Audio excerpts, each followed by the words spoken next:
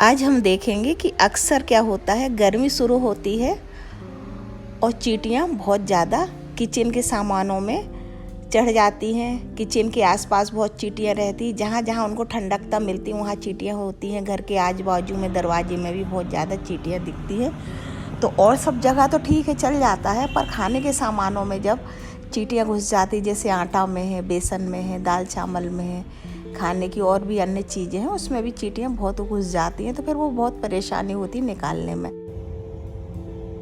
चलिए आज हम वही देखेंगे कि ऐसा क्या करें कि खाने के सामान में कम से कम चींटियाँ ना घुसे। एक खाने पीने के सामान के कुछ डिब्बे हैं, उनमें हमने निशान लगा के रखे हैं पहले से। जैसे ये शक्कर का डिब्बा है, हमने इस तरह से निशान लगाया है कि वो बार बार हाथ में लेंगे तब भी वो निशान जो लगाया है वो हाथ में नहीं आएगा। जैसे ये चावल का डिब्बा है, इसमें भी हमने चारों तरफ निशान लगा दिया है। इसको भी हम बार बार हाथ में लेंगे, खोलेंगे, लगाएंगे ढक्कन को, तब भी ये निशान जो हमारे हाथ में नहीं आएगा। इस तरह से हमने सभी खाने पीने के डिब्बों में निशान लगाए हैं। जैसे खाने की चीज़ है, पापड़ वगैरह हैं, इसमें भी हमने चारों तरफ निशान लगाया। ये डिब्बा भी हाथ में ऐसा लेने में आता है कि वो निशान जो हमने लगाए हैं वो हाथ में नहीं आया। ये बेसन का डिब्बा है, बेसन है, आटा है, ये डिब्बे तो एक ही जगह रखे रहते हैं, तो वैसे भी वो निशान जो हम लगाते हैं वो हाथ में नहीं आता। और फिर हम इतनी परेशानी होती है चींटियों की, तो थोड़ा सा हमें अपने आप में भी केयरफुल रहना पड़ेगा कि यदि हम निशान लगाते हैं तो थोड़ा सा हमें सावधानी रखना पड़ेगी। तो चलिए हम देखते हैं कि आज हमने किस चीज़ से निशान लगाया है कि खाने की चीज़ में चींटियाँ बिल्कुल भी नहीं घुसेंगी। देखिए ये लक्ष्मण रेखा है, ये हर घर में आपको मिलेगी और किराने की दुकान में ये आसानी से मिल जाती है और लगभग ये हर घर में आपको मिल जाएगी, क्योंकि इसका उपयोग सभी को पता रहता है ये किस काम में आती है। क्योंकि कभी ना कभी अक्सर घरों में कीड़े मकोड़े हैं, काकरोच हैं, चींटियाँ हैं, हो ही जाती किसी न किसी कारण से, तो ये लक्ष्मण रेखा खींचकर उनको हटा दिया जाता है। इस कारण से हर घर में प्राय लक्ष्मण रेखा आपको रखी मिलेगी, और नहीं रहती तो आसपास की दुकानों में मिल ही जाती है।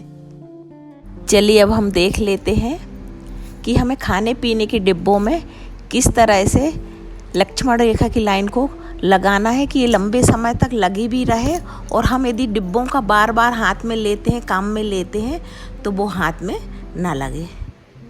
एक कागज़ के दोने में हमने थोड़ा सा पानी ले लिया है। थोड़ा सा पानी लेने के बाद इस लक्ष्मण रेखा को थोड़ा सा गीला कर लेंगे, और जो खाने के डिब्बे हैं हमारे, उसमें चारों तरफ एक एक लाइन दे देंगे। तो गीली हमने जो चाक करी है, तो उससे क्या है, ये सूखने के बाद चिपक जाएगी। जैसे आटा का डिब्बा है, इसमें हम लगा के बता रहे, बाकी में तो मैंने लगा दिया पहले से।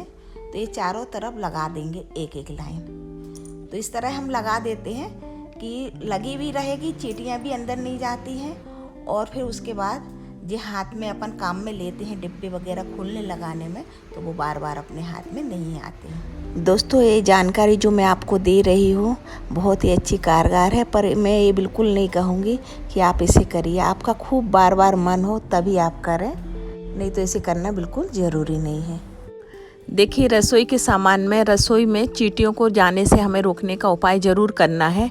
पर यदि हमारे घरों में आसपास में चींटियों की बिल हैं, चींटियाँ हैं, तो उनके लिए हमें आटा शक्कर ज़रूर डालना है, क्योंकि मनुष्य एक ऐसा प्राणी है जो इन जीवों की सुरक्षा व्यवस्था कर सकता है, खाने पीने का ध्यान रख सकता है। हालांकि प्रकृति ने जिन जीवों को जीवन दिया है तो उनके लिए वो खुद ही व्यवस्था करता है, पर हम मनुष्य की भी एक जिम्मेदारी हो जाती है कि इन छोटे छोटे जीवों का हमें ध्यान रखना है, उनके खाने पीने की व्यवस्था देखना। और फिर आप लोग खुद समझदार हैं, आज के समय में सभी समझदार हैं। यदि आप लोगों को हमारी बात थोड़ी सी भी अच्छी लगे, तो आप लोग भी इस तरह से छोटे छोटे जीव जंतुओं को, जानवरों को, पक्षियों को आटा शक्कर है, पानी है, दाना है, ये सब डाल लिए। इस तरह से कहीं ना कहीं बेजुबान जानवरों और पशु पक्षियों की खाने पीने की व्यवस्था बनी रहेगी। एक नई वीडियो के साथ फिर मिलती हूँ। नमस्कार, प्रणाम।